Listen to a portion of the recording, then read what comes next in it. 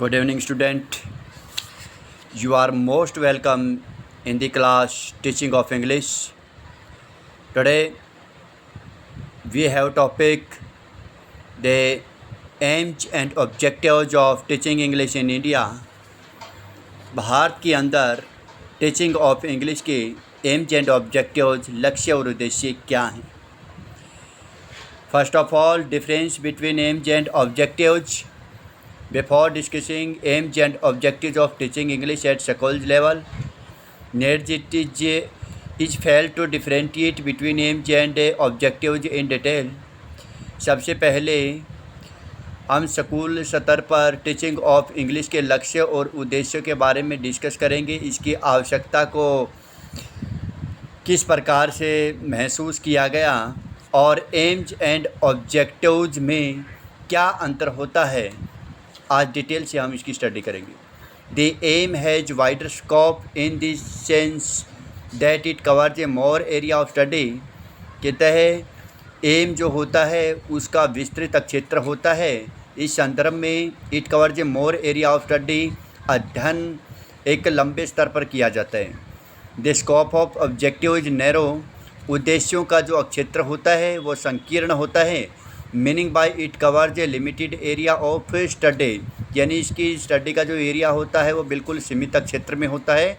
AIIMS are attend with the help of school, society and nation. Aims को school, समाज और राष्ट्र के साझे प्रयासों से प्राप्त किया जा सकता है. Time table of the school depends upon the needs of the society and nation. कहता है स्कूल निर्भर करता है इसके निर्धारित समय के ऊपर समाज की क्या आवश्यकता हैं और राष्ट्र की क्या आवश्यकता हैं. Aims deals with various problems. Aims में बहुत सारी समस्याएं होती हैं. Problems sometimes are ideals. It is not very easy to achieve those aims. To achieve aims much time is needed. It takes year to achieve a single aim. कहता है AIIMS को प्राप्त करने के लिए बहुत अत्यधिक समय की आवश्यकता होती है. It takes years to achieve a single aim. एक सिंगल एम को अचीव करने के लिए बहुत सारे वर्ष टेक्स लेने पड़ते हैं. The scope of objective is narrow. और आगे है, ये था हमारा aims. What is the aims. Aims क्या होता है. आगे है objectives. The scope of objective is narrow. Objective का जो स्कोप होता है वो संकीर्ण होता है. Meaning by it covers a limited area of study. इसके अंदर स्टडी का एक लिमिटेड एरिया होता है. To achieve the objective the teacher and the teaching material is responsible. Objective यानी उद्देश्यों को प्राप्त करने के लिए अध्यापक और उसकी जो सहायक सामग्री अध्ययन की होती है वो स्वयं जिम्मेवार होते हैं. They are in accordance with the needs of school, society and nation. राष्ट्र, समाज और स्कूल की आवश्यकताओं के अनुसार वो होती हैं. Objectives are not ideal in nature. कहता है स्वाभाविक रूप से कार्य ऑब्जेक्टिव नहीं करते. They are behaviour. वो तो व्यवहार में ला करके प्राप्त किए जाती हैं. They can be achieved easily. Less time is needed to achieve an objective in comparison to time required to achieve an aim. कहता है कि ऑब्जेक्टिव को अचीव करने के लिए एम से कम समय की आवश्यकता होती है. The aims are the ultimate goals, the destination, the target, but the objective are immediate. They are the immediate concern of the teacher and the learner. Next है एम्स ऑफ टीचिंग इंग्लिश. हम discuss करेंगे. Now we can discuss aims of teaching English according to Thomas and Wyatt. They are 4 specific aims of teaching English at the school level. School स्तर के ऊपर teaching of English के 4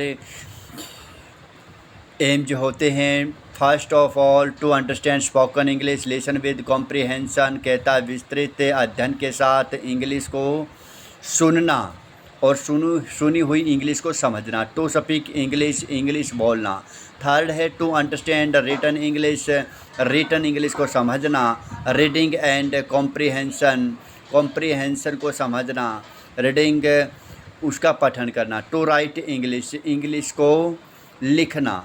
इस प्रकार से ये AIIMS of teaching of English में हम ले सकते हैं.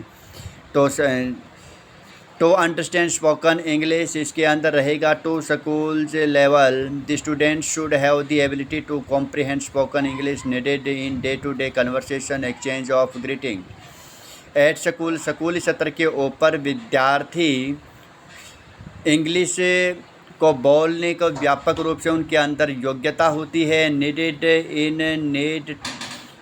इन डे टू डे कन्वर्सेशन, उनको आवश्यकता होती है दिन प्रतिदिन वार्तालाप करने की।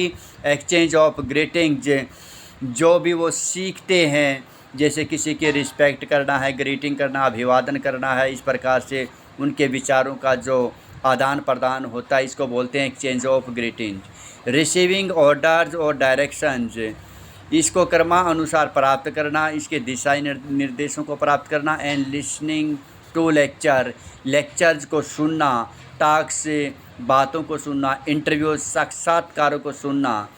Running commentary on matches etcetera, इस प्रकार से मैचेज की जो कमेंट्री होती है, जैसे क्रिकेट मैच की होती है, फुटबॉल की होती है, हैंडबॉल की होती है, जितनी भी कमेंट्रीज होती हैं उनको सुनना। Participation in school debate, school के अंदर जो भी वाद विवाद की प्रतियोगिताएं होती हैं उनको सुनना। Dramas declamation etcetera, radio, TV, gramophone, tape recorder और सीडी प्लेयर, इस प्रकार से ये टीचिंग मटेरियल के रूप में हम यूज कर सकते हैं।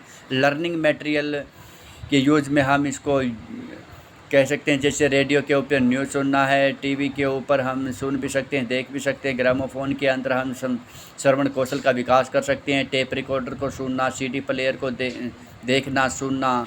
Should be made available to the students to achieve this aim, कहता है इस प्रकार से इस एम को विद्यार्थी अवेलेबल उपलब्ध कर सकती हैं। नेक्स्ट हमारा हेडिंग है to speak English. Teaching of English के अंदर एम्स में रहेगा टू स्पीक इंग्लिश, इंग्लिश को बोलना।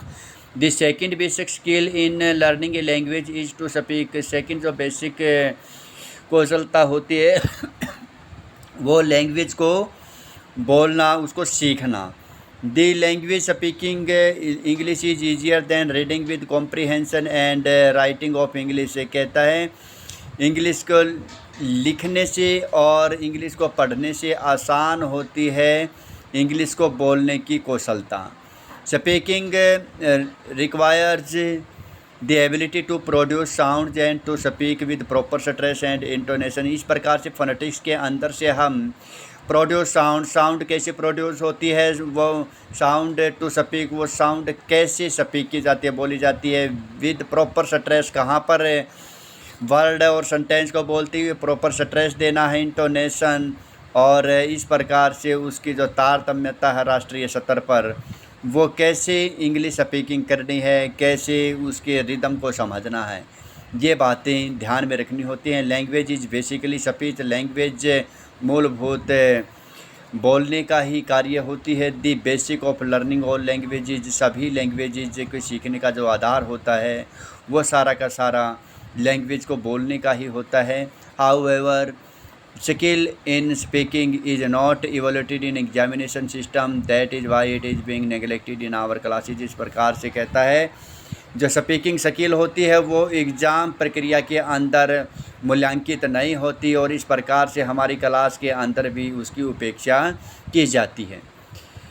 नेक्स्ट है भाई एट द एंड ऑफ 5 और 6 ईयर्स ऑफ लर्निंग इंग्लिश यानी इंग्लिश के सीखने के जो शुरुआती 5 या 6 वर्ष होते हैं, we except students to talk fluently in English, हम आशा करते हैं कि विद्यार्थी धारा प्रवाह इंग्लिश बोलें। A fair amount of practice should be given to student and the errors in pronunciation and stress corrected by the English teacher, और इस प्रकार से जो इंग्लिश टीचर होता है वो उनके प्रोनाउंसिएशन में गलतियाँ निकालता है, उच्चारण में गलतियाँ खामियाँ निकालता है, स्ट्रेस आपने करेक्ट यूज किया या नहीं और आपने कितनी प्रैक्टिस की, अगर प्रैक्टिस नहीं की तो टीचर उनकी प्रैक्टिस करवाता है। इस प्रकार से इन सारी बातों को ध्यान में रखना पड़ता है। देयर स्पीचेज और रीडिंग फ्रॉम द लेसन और poem recitation should be recorded and remedial classes should be recorded and taken up by the English teacher.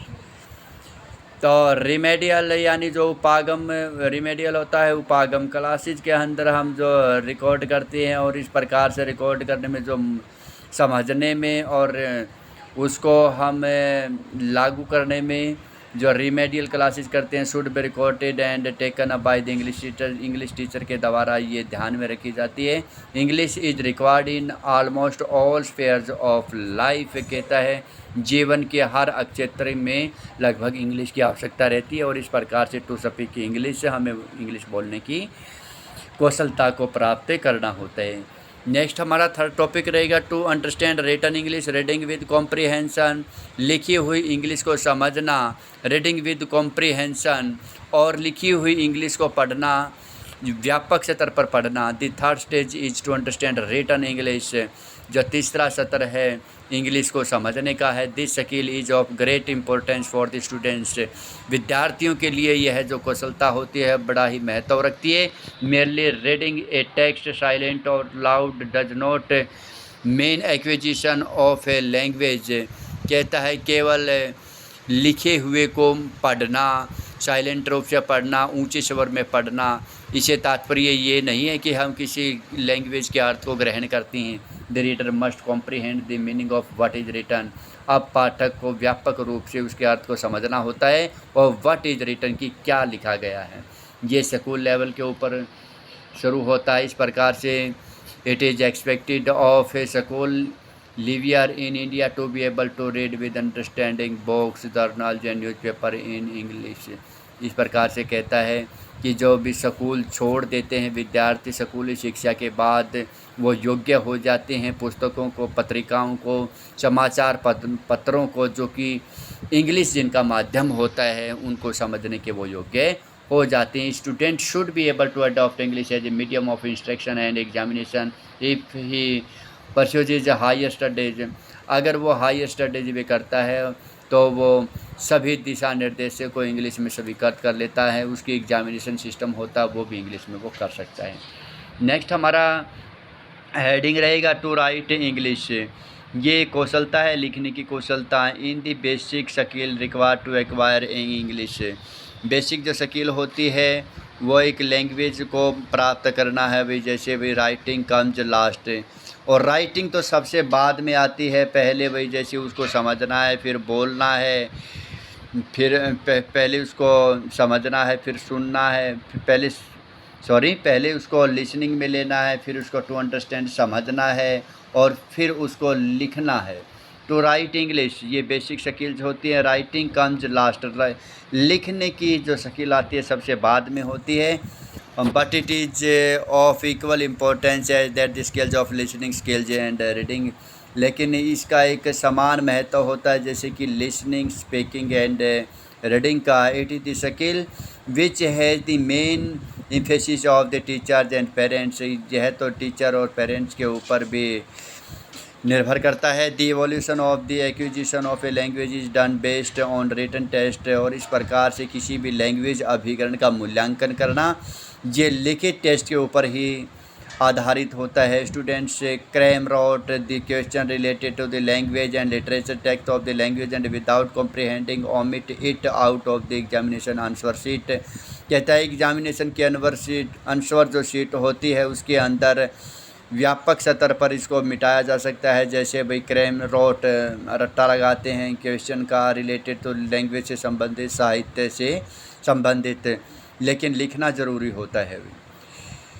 तो listening, speaking, reading and writing the four basic skill needed to acquire any language are of equal importance, कहता है किसी भी language के लिए समान रूप से इम्पोर्टेंस होती है भाई, चाहे लिसनिंग है, स्पीकिंग है, रीडिंग है एंड राइटिंग, चारों कौशलों के एक इक्वल इम्पोर्टेंस होती है। No skill can be singled out to be termed as the most important or the least important, इन चारों में से कोई भी स्किल न तो किसी से ज़्यादा महत्वपूर्ण है न ही किसी से तुच्छ है। Emphasis should not be placed on one or two skills at the cost of others, कहता है किसी को भी दूसरे या पहले नंबर पर नहीं लिया जा सकता। All abilities should be regarded as paramount and equal importance should be given to each। तो डियर स्टूडेंट, हम इस क्वेश्चन को टीचिंग ऑफ इंग्लिश से एम्स ऑफ टीचिंग इंग्लिश से इस क्वेश्चन को हम रिवाइज करेंगे। Thanks, have a nice day.